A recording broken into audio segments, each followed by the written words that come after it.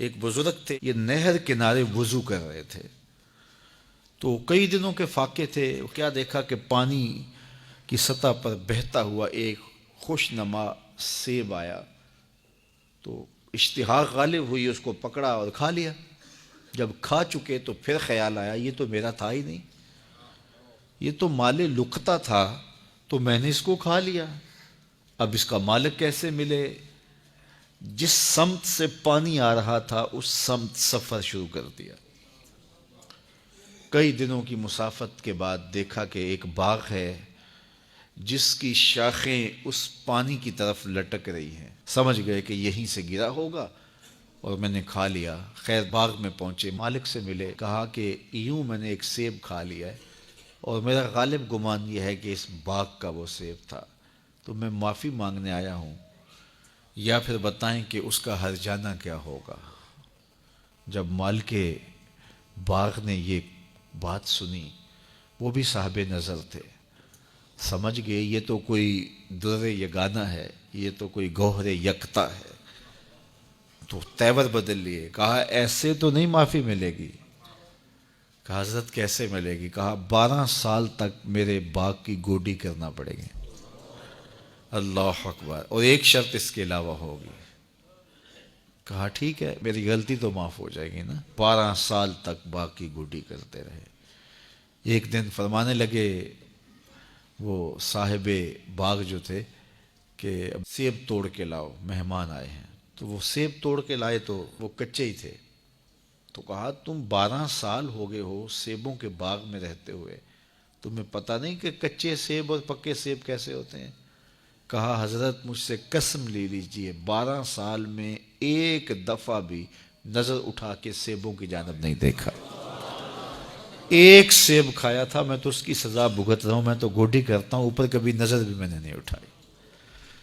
سینے سے لگا لیا. کہا ایک شرط تمہاری پوری ہو گئی، اب دوسری شرط ہے کہ میری ایک بیٹی ہے جو آنکھوں سے نابینا ہے، کانوں سے بہری ہے، بول سکتی نہیں، اور وہ اپاہج بھی ہے، چل بھی نہیں سکتی. اس سے تمہارا نکاح کرنا چاہوں گا، اگر تمہیں قبول ہے تو معافی ہو جائے گی.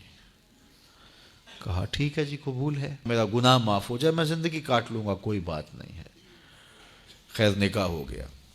کہا کہ یہ کمرہ ہے، یہاں آپ کی زوجہ آپ کی منتظر ہے. جب وہاں گئے تو ایک خوبرو دوشیزہ منتظر تھی، تو فوراً پلٹے کہ میں غلطی سے کسی اور کمرے میں آ گیا ہوں. پلٹتے ہوئے دروازے کی چوگاٹ سے سر پھٹ گیا، خون بہنے لگا. جب باہر آئے تو صحن میں پہنچے تو وہ بزرگ وہاں تھے. کہا کیا ہوا؟ کہ حضرت ایک غلطی کی سزا اتنی کاٹی، اب کہیں دوسری غلطی نہ ہو جائے. وہ تو کوئی اور ہے خاتون. کہا وہی تمہاری زوجہ ہے. تو میں بتاؤں کہ وہ بہری کیوں ہے؟ آج تک اس نے غیر محرم کی آواز نہیں سنی.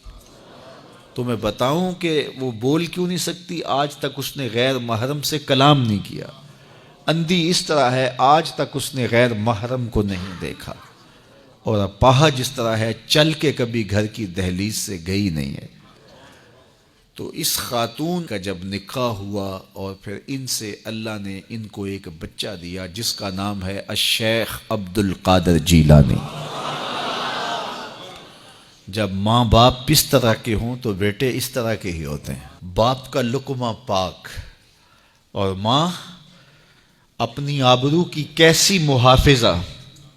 پھر در یگانہ اور گوہر یکتا جو پیدا ہوتا ہے وہ دین کی احیاء کرنے والا ہے، دین کی مردہ قدروں کو نئی زندگی دینے والا ہے. حضرت ملا علی قاری لکھتے ہیں کہ حضور غوث اعظم جب مجلس واعظ کرنے بیٹھتے تو 70 ہزار کا اجتماع آپ کے مجمع میں ہوتا، اور عمومی طور پہ اللہ کی رحمتوں کے حوالے سے بات کرتے.